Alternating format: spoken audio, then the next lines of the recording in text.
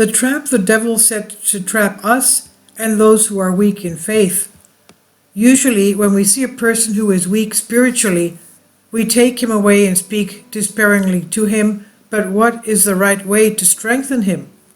The negligent and restless souls, said the blessed convener, and those who due to laziness do not succeed in pursuing virtue, as well as those who are easily overcome by despair, we must encourage them. In fact, if they present even a small good, let's admire it and magnify it. On the contrary, even their most serious and major errors, let us characterize them in front of them as very small and insignificant.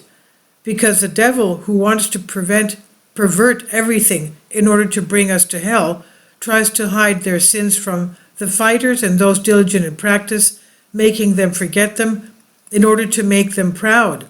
Whereas, on the contrary, to the novice and unstarred souls, he presents their sins in a bloated way in order to throw them into despair.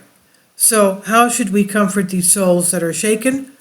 Let us remind them of God's infinite sympathy and goodness.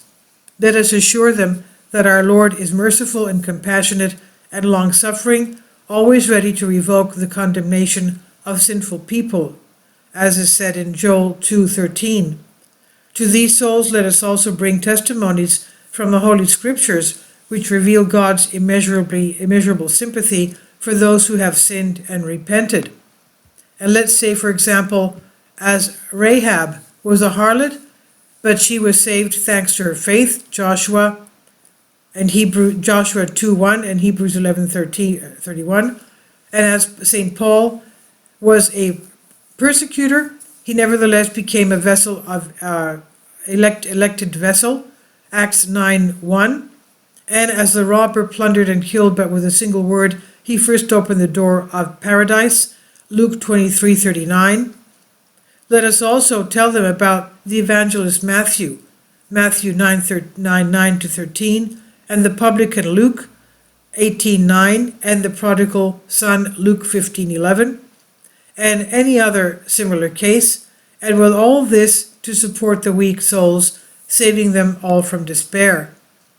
The souls again that are dominated by pride, let us correct them with more impressive examples. That is, to act like the very experienced gardeners who, when they see a weak and diseased plant, water it with plenty of water and treat it with great care so that it grows and grows stronger.